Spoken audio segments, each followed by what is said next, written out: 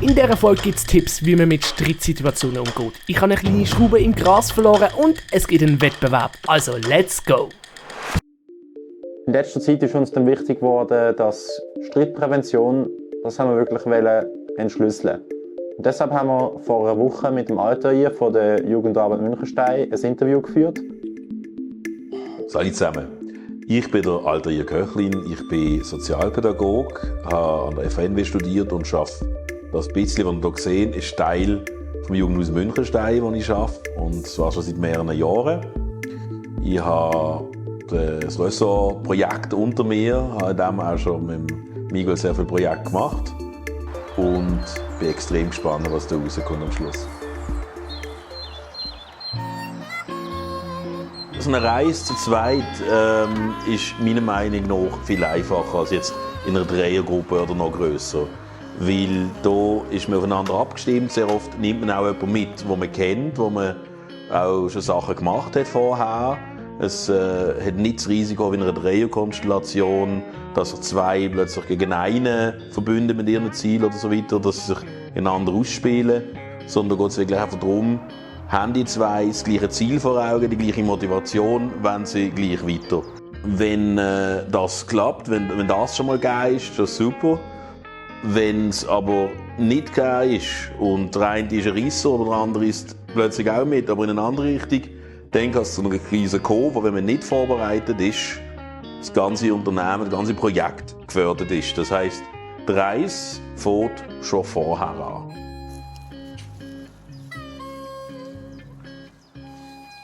Mann, das regt mich auf.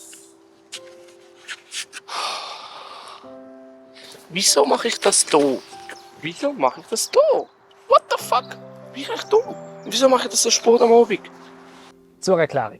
Am ersten Tag sind meine Klickpedale kaputt gegangen, also das Blättchen. Das ist mein Schuh ein bisschen hängen geblieben. Und dann habe ich halt einfach seine Schuhe heben. Jetzt in Köln habe ich mir ein neues Blättchen gekauft und auf meinem Pedal draufschrauben. Das Ding ist halt gesehen, das alte Blättchen ist irgendwie, hat sich noch in der alten Pedale verhängt. Du hast ja meine unteren Teile vom Schuh drin gesehen. Ich habe es nicht rausgekriegt, oder? Das ist ja logisch, ich habe so keine Kraft. Das heisst, ich habe das hier abgeschraubt. Und darum habe ich dann am Abend vom Tag, wo wir in Köln noch gesehen sind, am 11 Uhr am Abend noch gefunden, ja, ich muss jetzt das Blättchen noch abschrauben, über dem Gras. So wie ich alles gut gesehen, ich habe extra in ein Säckchen halt hier alle Schrauben drin. Das habe ich mir schön vorsichtig gemacht, weil ich habe gewusst, wenn ich die hier im Gras verliere, dann bin ich am Arsch. Weil die sind so klein. Die findest du nicht. Ja. Ich habe es dann dran geschraubt und dann habe ich gemerkt, das Metallteile, was das so hat, das muss innen durch, nicht aus der Nummer. Weil das spannt sich ja da, oder? Sonst springt es nicht. Ich habe halt nicht gewusst, dass das unter Spannung ist. Und dann ist mir eins ins Gras geht. Ich habe noch versuchen, gar nicht geschätzt, es 5 Minuten. ja, und dadurch, dass ich sie dann halt nicht gefunden habe, habe ich dann am nächsten Morgen mein Glück nochmal versucht.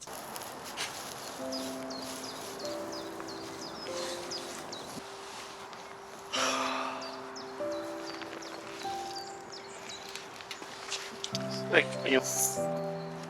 Jetzt habe ich wochenlang versucht, den Valentin davon zu überzeugen, Klickpedal mitzunehmen. Ja, er hat jetzt wäre dabei. Und jetzt bin ich der, der sie nicht mehr nutzt. Es ist so hirnrissig. Ich kaufe mir jetzt sicher nicht noch neue Pedale. Das Problem ist mehr, ob ich irgendwo genau die gleiche Schraube finde. Es ist meiner Meinung nach wichtig, dass man sich vorher grundlegende Schritte überlegt. Und zwar, Murphy's Law heisst ja, was kann schief gehen, geht schief. Also wir gehen davon aus, es wird auf jeden Fall zu einer Megakatastrophe kommen. Und jetzt geht es darum, wie bewegen wir uns in dieser Katastrophe. Etwas, was wir wirklich gemacht haben, was sowohl eine Kollegin von uns wie auch der Altair gesagt hat, ist das Codewort abmachen. Eins ist sicher wichtig, ein Codewort abmachen. Also wenn es am einen zu viel wird und der andere merkt es vielleicht nicht. Abmachen, hey, wenn ich das sage, dann müssen wir hier mal einen Schnitt machen.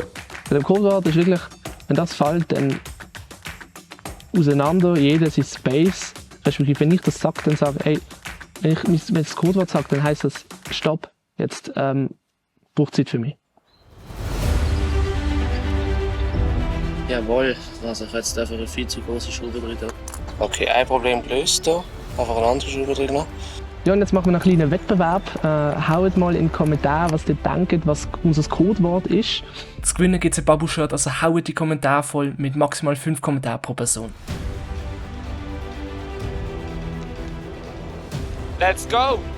Etappe 5! Tag 5 sind wir dann in Köln und ich denke, der Tag 6 wird auch wieder gehen. Entweder Tag 6 wird gehen, weil wir nach Köln erholt sind, oder ich werde dann extrem Mühe haben, weil ich so denke, ja, das hat sich jetzt geil angefühlt, mal nicht den ganzen Tag zu strampeln. Das Zweite ist Platz geben und Platz nehmen. Also gerade wenn man zu zweit auf einer Reise ist man extrem nah aufeinander.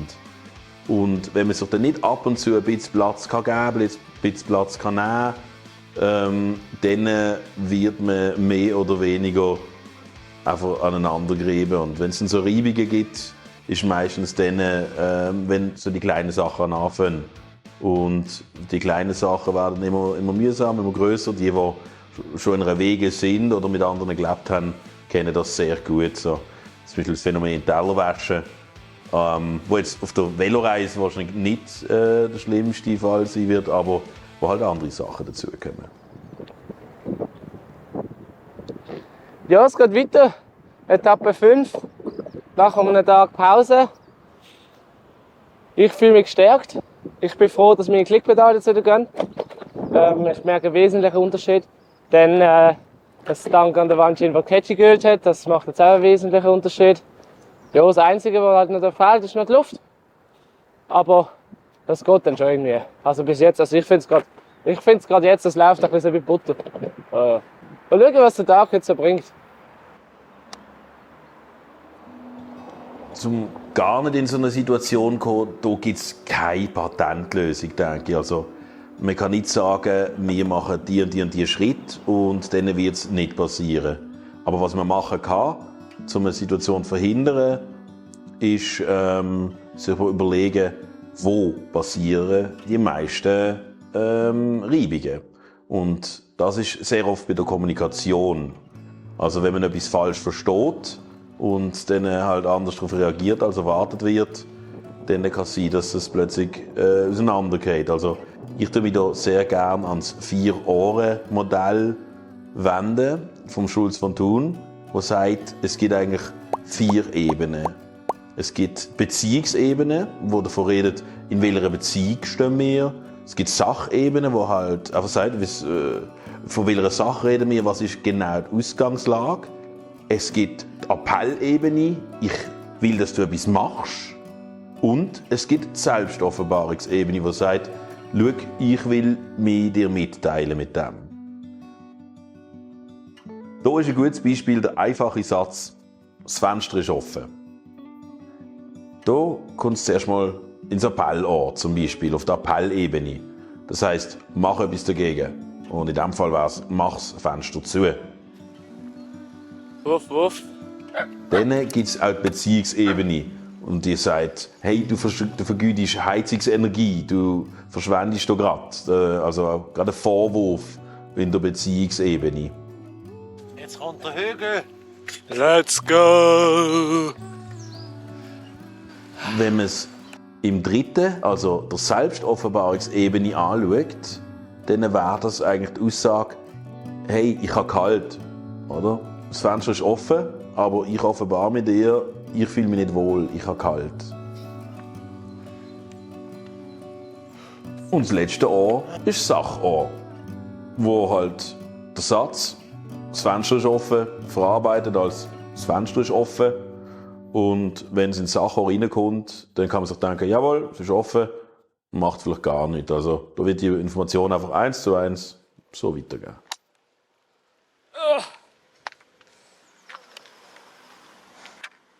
Das Packli. Geil. Aber nicht, dass wir jetzt das Gefühl haben, wir nehmen den Bus. Nein, so sind wir nicht. Etappe 5. Ich freue mich jedes Mal immer, wenn ich das Logo sehe. Ich weiß nicht. Es gibt nichts, was es nicht gibt. Team Challenge. Heute ist eure Beobachtungssinn gefragt. Sucht eine Person, welche 2 unterschiedliche Socken trägt und macht ein Foto von ihr. Diese Person darf logischerweise nicht jemand von euch sein. Falls ihr keine Person findet, die diese Bedingung erfüllt, seid ihr selbst dran. Kramt 2 Paar Socken aus eurem Gepäck und zieht sie so an, dass ihr jeweils 2 unterschiedliche Socken trägt. Dies gilt für 24 Stunden. Ihr dürft sie unter keinen Umständen auch nicht zum Schlafen ausziehen. Es wären 2 Optionen, die Challenge zu machen. Okay, Aber zum Duschen dürfen sie schon abziehen. es steht unter keinen Umständen. Ja, dann ziehst du ab. Und dann ist mit denen aus der Socken. Ja, ich würde vorschlagen, wir suchen eine Person, die 2 unterschiedliche Socken hat. Ja, wir haben ja noch recht lange Zeit. Ja. Spätestens, glaube ich, in im Kaufland werden wir schon irgendwie fündig. Ja. Das ist jetzt wieder so eine, eigentlich finde ich, ist schon eine Challenge, die okay ist. Wir sind jetzt hier gerade in Hahn und ja, chillen dann an der Busstation. Coole Keks da, Leibniz. Leibniz, bro. Was habe ich gesagt? Leibniz oder irgendwas. Leibniz. Ja. Jetzt kommt der Punkt Aufgabenteilung, also wer macht was. Und das hat uns der Alter vom Jugendhaus mitgegeben. Wer hat welche Rolle? Also in welchem Fall hat der Miguel vor der Kamera den Druck und kann wirklich sagen, jetzt gehen wir hier und hier durch. In welchem Fall hat der Valentin den Drucker als der hinter der Kamera, der das Ganze sieht. Und mit meinem Handy würde ich mal einen Schaden. Ah ja. Ja, kann man sonst auch gerade machen. Wie schaffen wir am besten zusammen, wie bringen wir das Ganze? Also, Ist gut, dass wir das Ding da Kannst du haben. es so machen, dass wir mich die ganze Zeit mit warten und uns sehen? Rollenverteilung im Team muss klar sein und dann kommen wir auch vorwärts. Und wenn man das erst während der Reise aufbaut, während der Velotour eigentlich sich herauskristallisiert werden oder Risser soll sein, kann das auch ein Problem geben, wenn beide zum Beispiel wollen.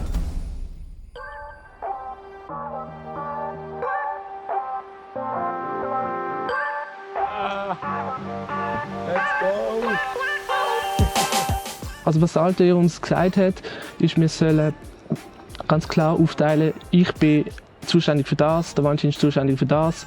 Das machen wir beide, das machen wir abwechselnd, oder? Und deswegen haben wir das dann auch nochmal festgehalten, wer was macht. Und deshalb bin ich jetzt eigentlich zuständig fürs Reden über das Geschichtliche hier im YouTube-Video. Ich werde mich vor allem morgen viel über all die besuchten Städte informieren, damit ich euch auch ein bisschen Wissen vermitteln kann. Ich bin ursprünglich eigentlich dafür zuständig, die Navigation zu übernehmen. Dadurch, dass aber mein Handy am Morgen von Etappe 3 halt ausgestiegen ist, hat das jetzt der Valentin übernommen. Und dann bin ich eben, wie ich das schon gesagt habe, zuständig ein bisschen fürs Kochen und über das Kochen nachdenken. Aber wir haben uns gesagt, das Einkaufen fürs Kochen tun wir uns vielleicht abwechseln. Das ist etwa genau das Gleiche wie das Abwaschen. Das haben wir uns auch dazu entschieden. Dort wollen wir vielleicht manchmal, dass wir es getrennt machen, damit wir ein bisschen Abstand voneinander haben, ein bisschen Ruhe. Und das ist ja auch so eine Sache, die uns der Alte gesagt hat. Und da haben wir schon 2 Bereiche, mindestens so eine halbe Stunde am Tag, wo der eine die Ruhe hat vom anderen und umgekehrt. Das ist geil. Das ist doch ein krasses Gefährt.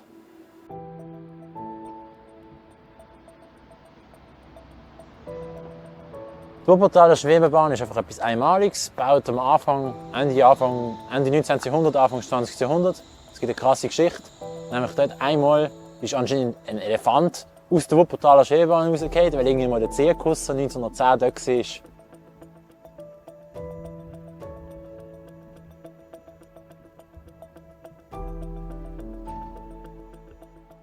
Und was ich unbedingt noch möchte vorausschicken, ist, dass schon vor der Reise ein Notfallplan muss stehen. Der Notfallplan, was machen wir, wenn wir so richtig verkracht haben? Erstens, wo nehme ich mir die Freiheiten, die ich brauche? Ich muss Luft rauslassen, ich muss Dampf ablassen. Wie kann ich es am besten machen? Das Zweite ist, wenn es so weit ist, dass man Dampf ablassen muss, sollte ein Codewort oder ein Code oder irgendetwas gegen ein Zeichen, wo der andere merkt, hey, jetzt lasse ich die andere Person mal in Ruhe. Jetzt muss sie sich beruhigen.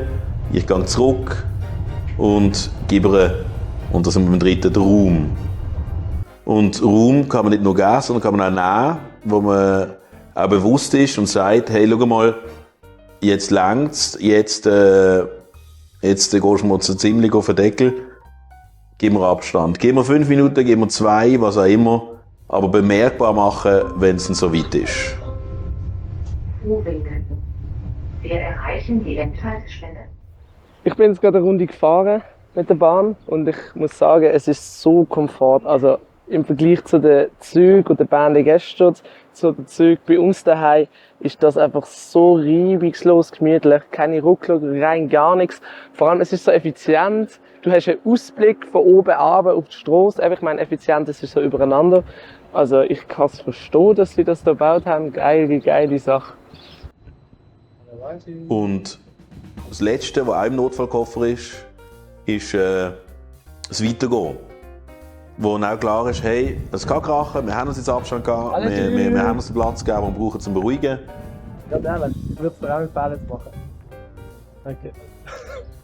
Wir uns noch mal kurz besprechen, schauen es noch mal kurz an, sagen einfach, hey, was ist jetzt genau in diesem Moment mühsam gewesen, was ist in diesem Moment störend gewesen, dass das auf der Reise nicht mehr passiert. Weil das Einfachste ist, nicht mehr darüber reden, auf die Schulter klopfen und dann ist die Sache gegessen. Ja, also würde ich sagen, schwingen wir uns wieder aufs Velo und machen noch ein paar Kilometer. Und dann ist die Sache gegessen. Im Moment.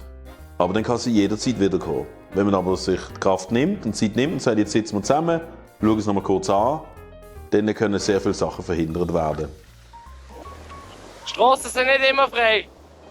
Aber hey, vielen Dank fürs Schaffen hier. Wir haben hier Spass und die schaffen. Also, völligster, grösster Respekt. Oh, geil! Rössli! So, jetzt haben wir da mal mit Druckluft die Handy gesäubert. Mal schauen, ob es. Also, ich nehme es jetzt nicht an, aber. Warning! Gott.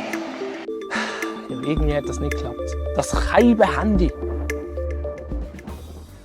Irgendwie finde ich, dass die Häuser dort, also die Häuser dort halt recht unpassend sind zu der Natur. Du hast schon überall Natur, dann hast du jetzt einfach so Hochhäuser. Aber mein persönlicher Geschmack. Wir haben schon über die Hälfte geschafft. Nicht? Und Höhenmeter, weiß ich nicht. Aber das kommt gut. Stimmung ist gut, Motivation ist gut. Nur der Gang ist zu tief. Aber das kann ich erst schalten, wenn ich die Kamera abgestellt habe. Also mache ich das jetzt. Der wichtigste Punkt ist in meinen Augen noch die Kommunikation.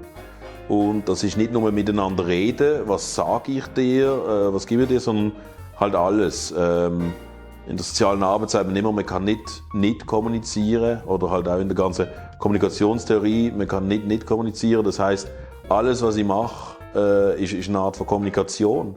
Und wichtig ist, dort dann auch die Kommunikation vom anderen lesen zu können, zum erahnen, wie geht es der anderen Person, was macht sie jetzt gerade, wie kann ich die Lage interpretieren, um die Situation erfassen zu können. Also immer versuchen, kommunizieren, ob jetzt mit Wort oder sonst auch, dass die andere Person weiss, an was sie dran ist. Weil je mehr Missverständnisse man aus dem Weg gehen, desto weniger Reibungen gibt es. Und je weniger Reibungen gibt, desto mehr Freude wird am Schluss die ganze Reise machen.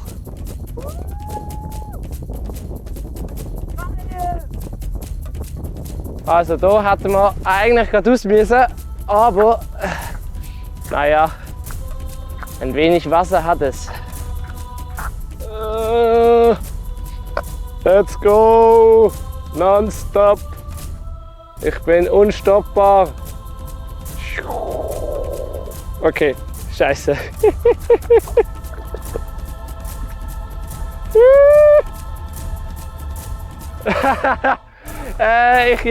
Ich weiß nicht. Vielleicht nicht der beste Entscheid gewesen. Ja, ein paar Socken gefunden.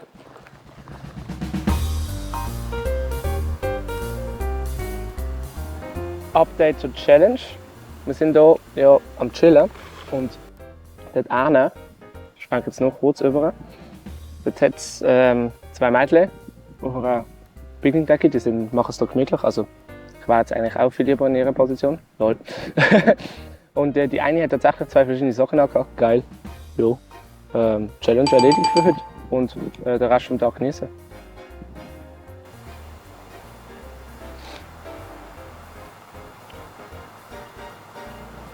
Ich will schon lange schon fahren, ich habe keinen Bock auf das Gras. Okay, dann fahren wir da am Rasen ein bisschen lang. Wenn alle Leute kommen, dann geht es schon. Weißt du, wenn jetzt hier die Menge an Leuten kommen, ist hier bald wieder fahrbarer Weg. Abspruch vor der Reise ist das A und das O. Und wenn man dann in der Situation ist, kann man den Notfallplan anwenden, kann man die Sachen brauchen, schauen, was verhebt. Und man kann dann auch anpassen und sagen, schau, das hat zwar vor der Reise und auf dem Blatt gut tönt, das hat der Altair vor der Kamera nett gesagt, aber in der Situation selber, uns hilft das jetzt nicht. Also, das ist halt auch ganz wichtig, dass das, was ich sage und die Erfahrungen, die ich gemacht habe, sind vielleicht nicht unbedingt das, was die zwei denken oder die Erfahrungen, die die zwei machen, sondern wirklich auch offen bleiben und angepasst bleiben, auf die Situation entsprechend reagieren. Ist das gerade besprochen oder habe ich es falsch verstanden? Was hast du verstanden? Ich habe verstanden, wir fahren über das Gras, aber ich habe eigentlich gemeint, wir fahren über die Straße. Und wenn wir dann zusammen reden, auch gerade bei der Besprechung von was ist jetzt gewesen, warum bist du jetzt so explodiert? Nicht sagen, du hast denn das gemacht und darum habe ich dort und dann habe ich da. Das machen sehr viele sehr oft, da kommt man aber nicht weiter. Ja, aber du hast jetzt gerade gesagt, du willst aufs Gras fahren. Ah, eben nicht. Da haben wir uns missverstanden.